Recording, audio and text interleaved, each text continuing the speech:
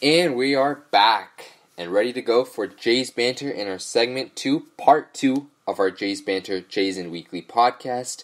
Earlier today, you saw me and my co-host Robert. We talked about who's hot, who's not for the Blue Jays. We talked about Danny Jansen, his struggles as of late, and his struggles in the first half of the season. Should be worried about his struggles, or should we have some positives taken out of his struggle?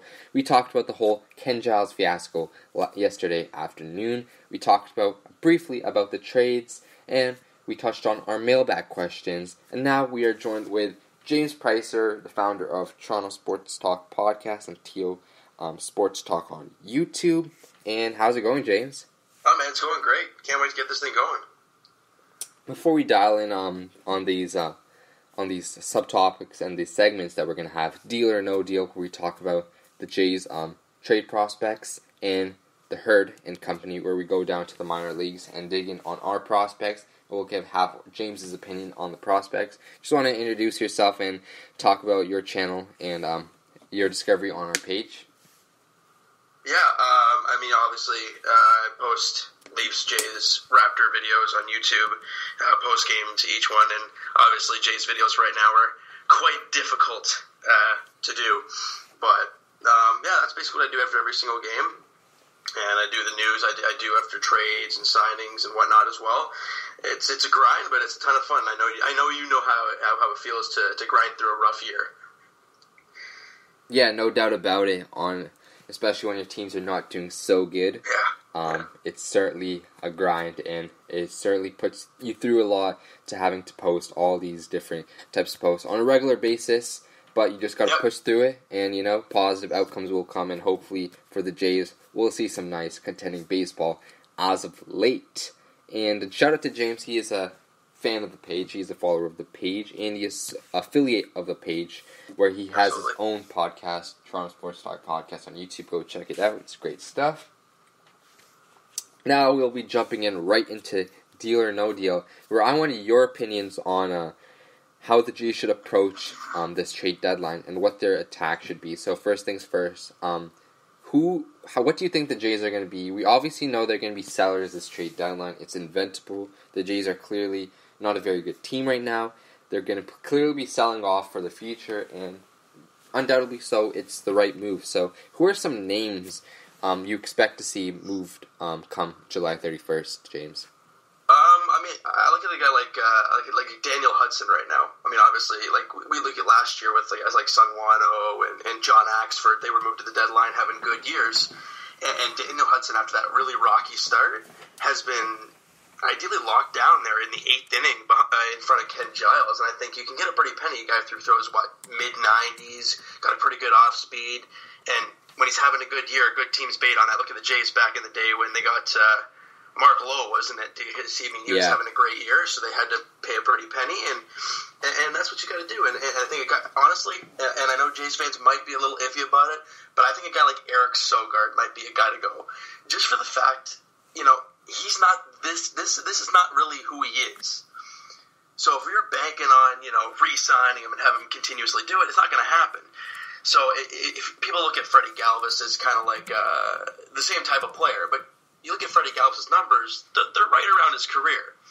So you're not going to, get that overextend for him. Like a guy like Eric Sogard, we all know that his home run numbers it's getting close to triple his career high. Wasn't it 3?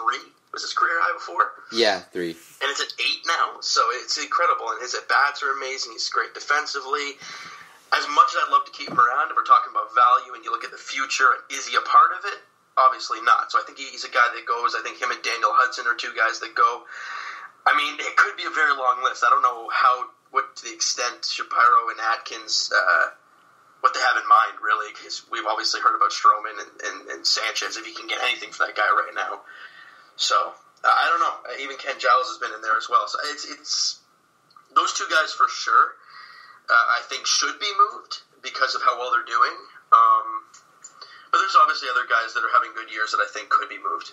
Yeah, you hit the nail right on there. Players like Daniel Hudson, where the Jays brought him in simply just to flip them at the deadline. And we saw them last year having that with, we had John Axford, which they flipped. And fortunately, I believe they wanted to do that. That was the initial plan.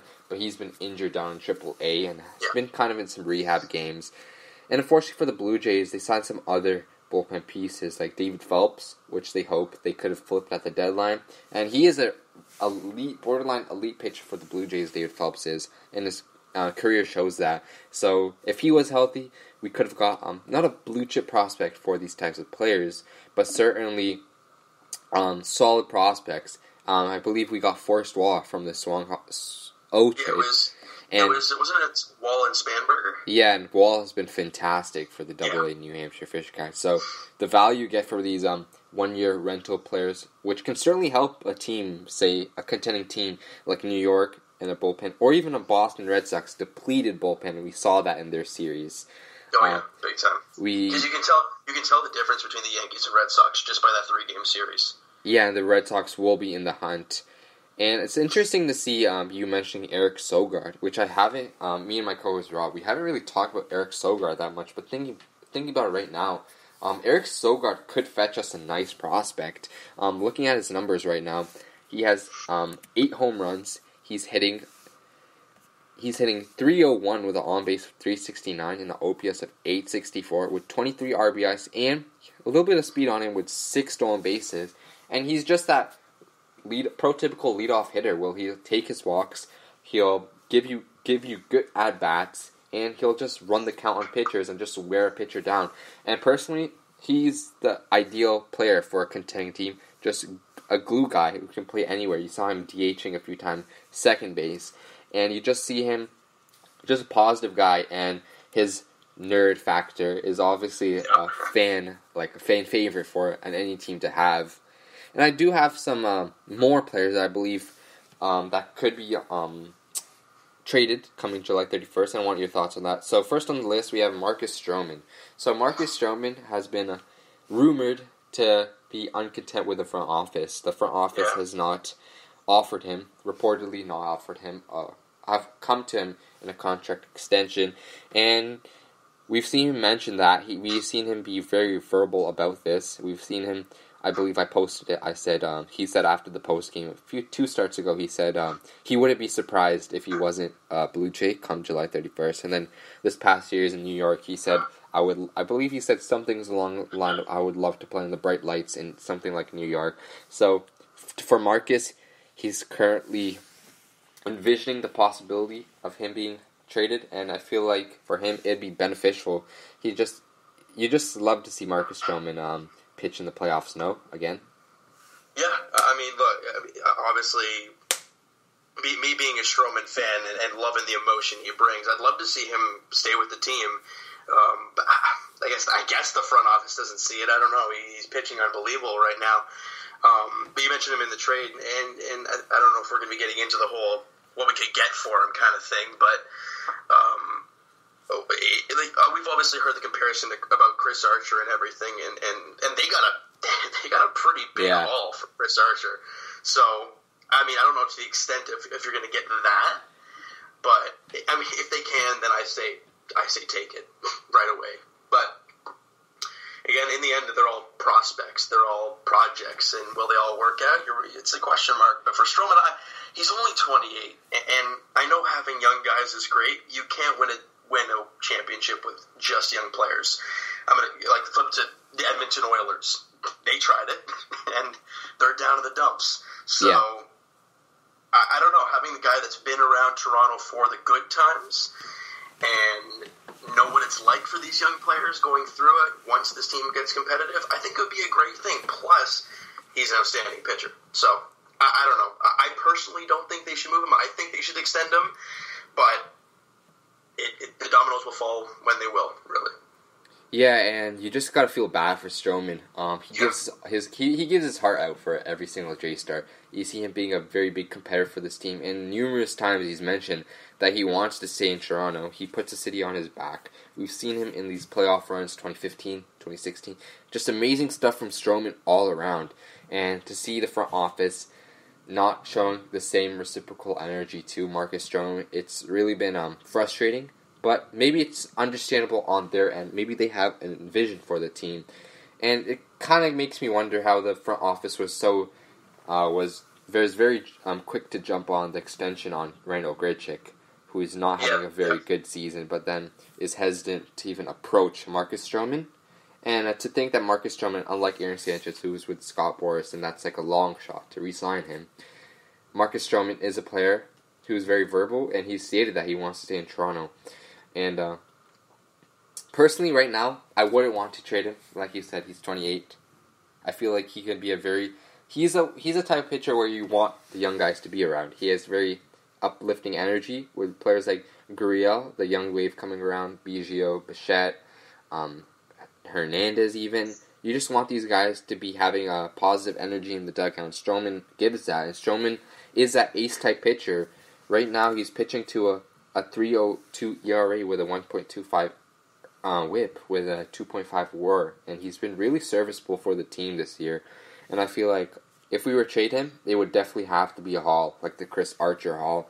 But right now, we'll have to sell off. And an interesting point as well, myself and my co-host Rob, earlier in this podcast, talked about how teams like New York and Boston and even San Diego are desperate for pitching right now. And with the pitching market out there kind of very slim, we have players like Madison Bumgarner out there, we have Mike Minor, but these teams, if they continue to win, even with Matthew Boyd, these teams continue to win, they're going to obviously pull these players off the table unless a really good offer comes by.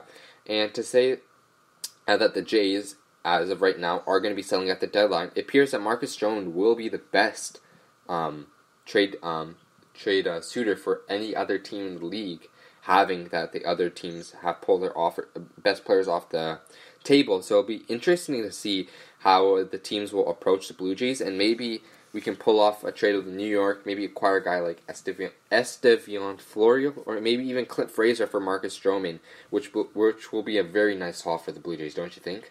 Oh, absolutely. And I think if you're the front office, you wait, you play the time. Because you know Boston, you know the Yankees are going to come at you hard because they're going to be fighting for it. And the Yankees, as we've talked about and everything, the Yankees need starting pitching help. I mean, they're going to get Severino back at some point, but nonetheless, again, CC Sabathia has been amazing in the playoffs for these guys. But can you continuously trust him every single day against Houston, against Boston? I don't know. So for them and for these other teams that are starting pitching hungry, there might be like I wouldn't say a bidding war for Marcus Stroman, but there's going to be teams that pay above and beyond. Plus, he has an extra year. I think it's an extra year of control, and he's only 28. And look, I don't know. If you're going to trade him, I think this is the time to do it. If you get some big haul, but if not, I want to sign him. Yeah, for sure, no doubt about it. It's a really weird area where it's like if you don't trade him now, you sign him, but if you do trade him, get a ton back. Yeah, and thinking again back to my point about there's not really much trade suitors for there's not really much a market for these pitchers out here, and as you said right now, if the Jays just play it out, they just wait it out till July 31st, maybe even the waiver deadline. Teams will jump at you, and we saw that with Chris Archer, as we mentioned before. And hopefully for the Jays, they can get a blue chip prospect for a player like Marcus Stroman, who is, compared to other players, has a 1-year arbitration control available, and he will be a very nice piece. And teams have to understand that Marcus Stroman is a competitor, and he will contribute right away to your team.